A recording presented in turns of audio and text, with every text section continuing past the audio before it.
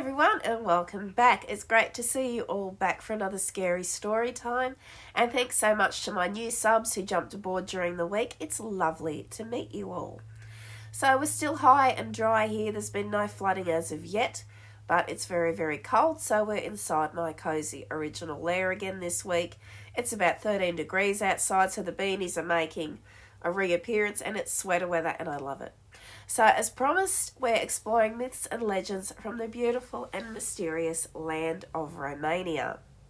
So, before we get into the myths and legends, a little bit about this amazing country. So, Romania is a southeastern European country known for the forested region of Transylvania, ringed by the Carpathian Mountains. Its preserved medieval towns include Sighisoara, and there are many fortified churches and castles, notably Clifftop Bran Castle, which is also long associated with the legend of Dracula. Bucharest is the country's capital, and it's the site of a gigantic communist-era government building. I can't pronounce the name, so I'm not even going to try with respect to Romania. Some interesting facts about this stunning place in the world include the name Romania. It's a Latin word which comes from Romanus, which means a citizen of the Roman Empire. The Parliament Palace in Romania's capital of Bucharest is the second largest building in the world, behind only the Pentagon in the USA. The building is 84 metres high, and it is also the heaviest building in the world. Bucharest is also called Little Paris. The city's Arc de Triomphe was constructed in 1935 to be modelled after the Arc de Triomphe in Paris. According to legend, Bucharest was named after a shepherd called Bucur, who was in love with a young lady named Dambovita, like the river that flows through the city. Calia Victorii was the first road built in Bucharest and initially called the Wooden Road. And why is that? Because it was paved with tree trunks and planks. And I hope I can get some photos to insert here because that sounds really cool. The Memorial of Rebirth Monument celebrates the struggles and victims of the Romanian Revolution of 1989, which overthrew communism. Romania also has an over a 22,000 kilometre rail network, and it is the 15th most extensive in the world. Bucharest's mass transit network is the 4th largest in Europe. Francesco Illy, the founder of the Illy Cafe, was born in Timișoara, Romania in 1892, and he also invented the first automatic steam espresso coffee machine. And oh my goodness, can we just pay homage to this person that he invented the first coffee machine? Now that is something to be celebrated. I would take my beanie off to him, but it's cold, so I'm not going to. But see, I told you, Romania is amazing. Pexels Castle in Sinaia was the first European castle entirely lit by electricity, and the electricity was produced by the castle's own plant in its central heating system. Built in 1888, it's still functional and in use today. In 1889, Timișoara became the first in Europe to have electric street lighting. And the first ever perfect 10 awarded in Olympic Games went to the beautiful Romanian gymnast Nadia Comaneci and her performance on the uneven bars in Montreal, Canada in 1976. The Romanian language is over 1,700 years old. And this is really interesting because I love archaeology. The earliest Homo sapien fossils up to now were discovered in 2002 in southwestern Romania in the Cave of Bones. The fossil's age is estimated at 37,800 to 42,000 years old. And of course, Romania is home to some enduring and downright scary myths and legends. And for our lucky 7 today, we have as follows. And starting our countdown from number 7 is the Nymphs of Cleocovina Cave. Deep in the Carpathian Mountains of Transylvania is a dark cave with archaeological remains older than 3,300 years old. In this cave, the Cleocovina Cave, is a cathedral-like building with tombs. Scandinavian and Mesopotamian treasures, skeletal remains, and an absurd number of bats. Bronze sculptures were also found, along with Mesopotamian and Egyptian glass jewellery. That's interesting. Nordic amber beads and horse riding gear. There was also pottery and sacrificial offerings. It was believed that this was the site of a subterranean temple that might have been used in a nymph cult, giving offerings to the naiads who lived in this holy place. Keep in mind, all of these objects were found deep in the mountains in a spot that is not currently lived in. So, next question to ask is, how did all of the items actually end up cached away in Keoklavina Cave? Well, first of all, this was a place of religious worship for nymphs, and the location makes sense. This is because those who worshipped the nymphs would find remote places to avoid interruption or detection. In the Odyssey by Homer, he wrote about how naiads would make their worship spaces inside of caves and would place special altars inside. It is believed that the Western European treasures that were found here may have arrived through trade routes that existed before the Silk Road trade route was customary. The cave is truly a place with deep history. Enter if you dare. At number 6, we have the ghosts of the Teleki Mansion. Teleki Mansion is located in Oknamuurs, a town just southeast of Cluj-Napoca.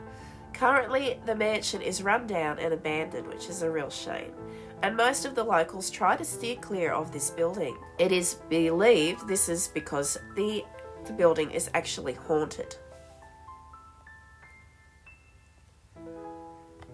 This is believed because of some of the haunting stories of events that have happened within the walls. So, during World War II, a group of soldiers decided to enter the mansion to drink some wine that they knew was inside. They found the wine cellars and drank as much as they could. Of course, this was too much alcohol, and they began drunkenly firing off their guns. As you do when you're a soldier and you drink too much. They punctured a couple of the massive wine barrels, and suddenly the cellar began to flood. The soldiers could not escape in time, and it is believed they ended up drowning in the wine and dying. Which is the way to go. Drowning in wine might not be so bad for some people. I don't know. I know some people would probably really love to just drown in wine. Ever since then, the ghosts have been haunting the mansion. In 2011, someone captured some blurry photos of the mansion where the ghosts can be seen. And if I can find those photos, I'll pop them in. Visit the mansion again if you dare. At number 5, we have Corvin Castle. Corvin Castle, also known as Hunyadi Castle or the Hundiara Castle, is located in Hundiara, Romania. After the 17th century, the castle had been abandoned for many decades, and then a fire destroyed a great part of the castle, also leaving this one in ruins. What stands today is a restoration of the old castle, with modern architects interpreting how a great Gothic castle would have looked. Perhaps because of this creative interpretation, this castle looks straight out of a fairy tale. Ironically though, this is a castle where many were tortured and died. And interestingly, this guy comes into the story, Vlad the Impaler. And Vlad the Impaler was actually imprisoned in the castle as a child and a teenager, and in a sense kind of grew up there. He was imprisoned for many years by the Ottomans, but was still given an education and learned how to be a warrior.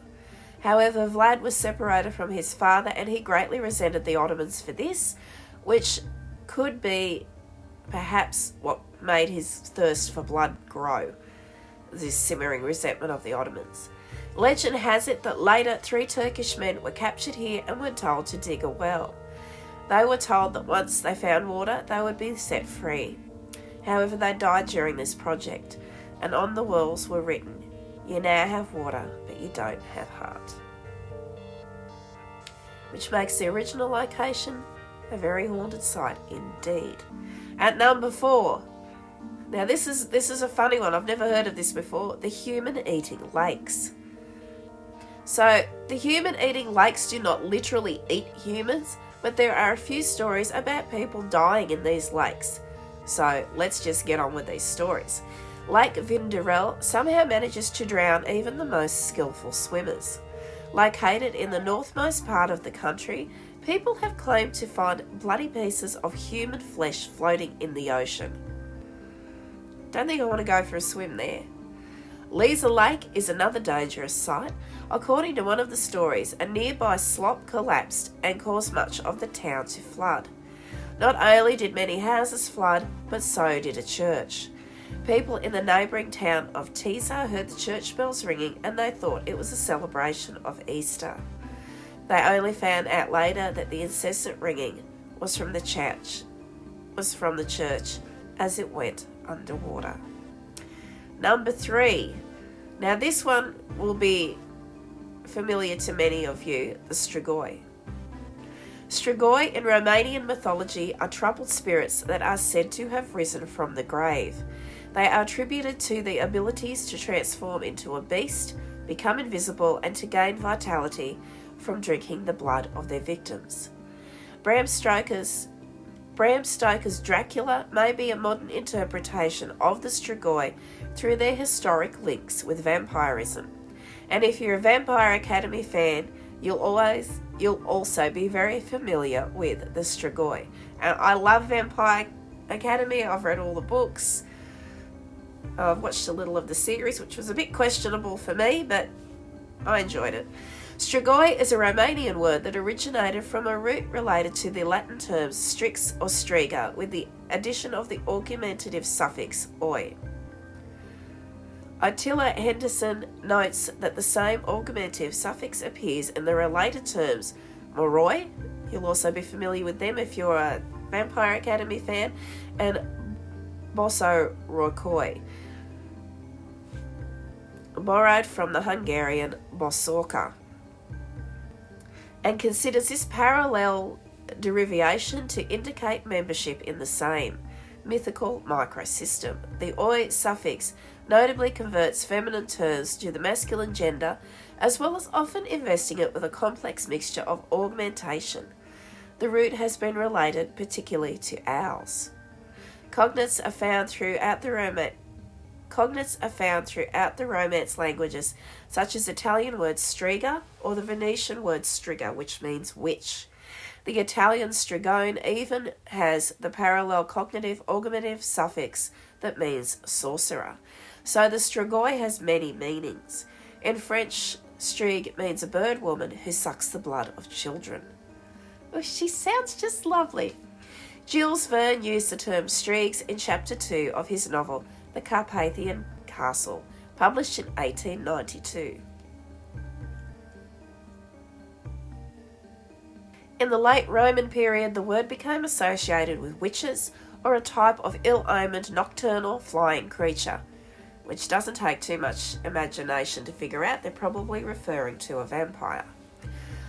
A strix referred to nighttime entities that craved human flesh and blood, particularly that of the young and innocent.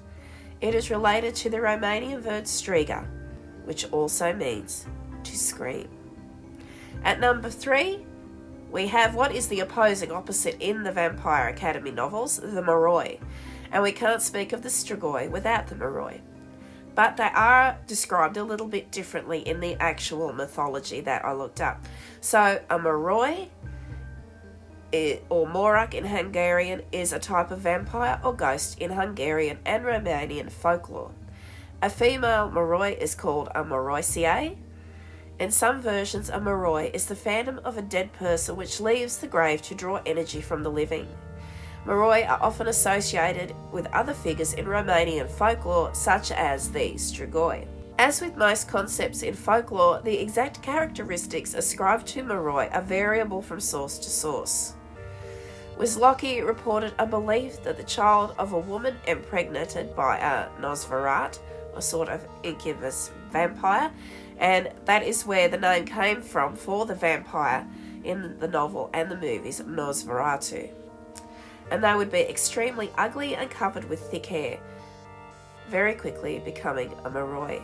They are also sometimes referred to in modern stories as the living offspring of two strigoi. It may also signify an infant who died before being baptized. The origins of the term moroi are unclear, but it is thought by the Romanian Academy to possibly have originated from the old Slavonic word mora, or nightmare. Russian kikimora. Attila Hedson notes that moroi is formed using the same augmentative suffix as strigoi, along with related to the bosoroi, and considers this parallel derivation to indicate membership in the same mythological microsystem. According to Eva Pox, the word itself related to the nightmare and is most likely of Proto-Indo-European origin, as similarly named malevolent creatures appear in the culture of several Eastern, Central and Western European countries, although they differ in description, which is later transmutated into the creatures found in Hungary and Romania. Further west, it appears as more of a shapeshifter. At number 2, we have the Pricklet, or a Pricolici, is a Romanian vampire with werewolf-like attributes, so maybe kind of like a hybrid, transformed from a child breastfed after its mother has weaned it. They are similar to a Varkalak, although the latter sometimes symbolises a goblin. So that's what a Varkalak is, it's a goblin. Whereas the Pricolici always has wolf-like characteristics. They have the ability to transform into ordinary people or animals. They also have similarities with strigoi, undead souls who have risen from the grave to harm living people. While a strigoi possesses an anthropomorphic quality similar to the ones it had before death, a Pricolici always resembles a wolf or a dog. Malicious, violent men are often said to become Pricolici after death, in order to continue harming other humans. Some Romanian folklore delineates that Pricolici are werewolves in life and after they die return as vampires. This also gives rise to the legend of vampires that can turn into animals such as wolves, dogs, owls, or even bats. The common theme of all these animals being that they are nocturnal hunters, much like vampires. Even as recently as modern times, many people living in rural areas of Romania have claimed to have been viciously attacked by abnormally large and fierce wolves. Apparently, these wolves attack silently, unexpectedly, and only target solitary people. Victims of such attacks often claim their aggressor wasn't an ordinary wolf, but a Pricolici who has come back to life to continue wreaking havoc.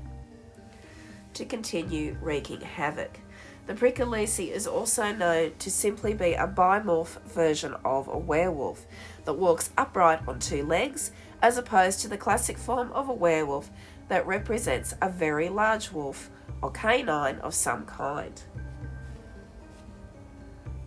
walking on all four legs. The etymology of the word is unknown, though it probably has Latin origins from the word licus, which means wolf. And the one you were all waiting for, Count Dracula. The Dracula legend, popularised by Bram Stoker's 1897 novel, is a fictional story about a Transylvanian nobleman, Count Dracula, who is an undead vampire. The character is inspired by the historical figure of Vlad the Impaler, a 15th century Romanian warlord, and we mentioned him earlier, growing up as a prisoner in the castle.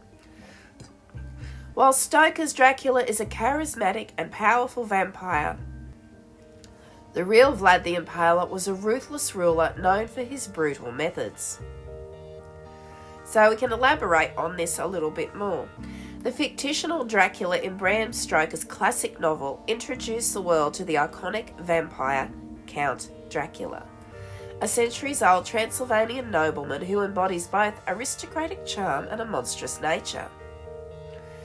While the historical inspiration, the character of Dracula is often linked to Vlad, also known as Vlad III, a 15th century ruler of Wallachia, modern-day Romania.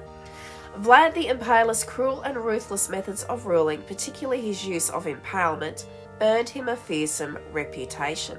Bram Stoker's Dracula has become one of the most influential works of horror literature, shaping the popular understanding of vampires and influencing countless adaptations across various media.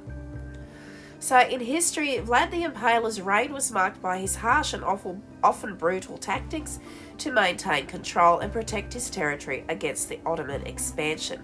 And we have to remember, we said before, he had a simmering resentment for the Ottomans because of the way he was treated as a child. While Stoker's Dracula is a fictional creation, elements of Vlad the Impaler's life, including his name, Vlad Dracula, his brutal tactics and his Transylvanian origins are believed to have inspired Stoker's novel. The Dracula legend continues to captivate audiences with countless adaptations and reinterpretations exploring the themes of evil, darkness, and the allure of the supernatural. Dracula's castle is actually Bran Castle, but it is still marketed and known today as Dracula's Castle. And why wouldn't you? If you could market it, why not? So a little bit about the actual castle, Bran Castle. The castle is located in Bran, hence the name. Bran Castle, 25 kilometres southwest of Brasov. The castle was built by Saxons in 1377, who were given the privilege by Louis I of Hungary. It is a national monument and a landmark in Transylvania. The fortress is on the Transylvanian side of the historical border with Wallachia on Road DN 73. Though many myths have been connected to him in connection with the Dracula myth, the historians agree that Vlad III Dracula, also known as Vlad the Impaler, actually never set foot in Castle Bran.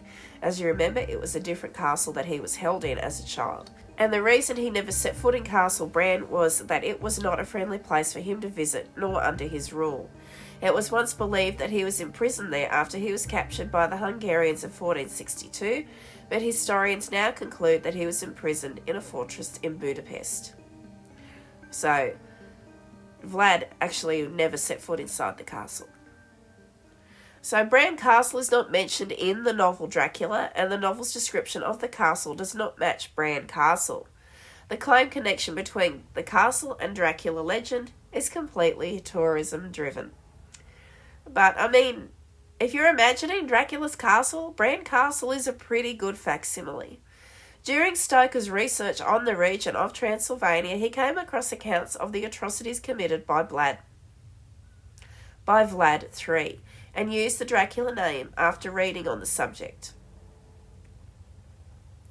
But his inspiration for Dracula was not solely based on the historical figure.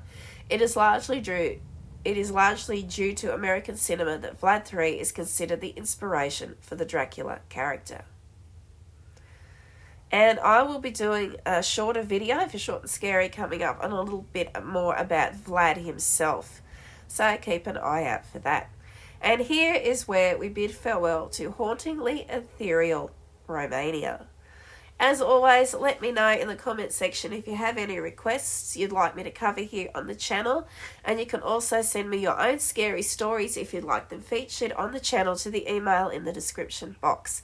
And you can remain anonymous, or you can give me your name if you'd like me to credit you. So until next time, stay safe from wherever you're watching from, and I'll see you in my next one. Bye for now.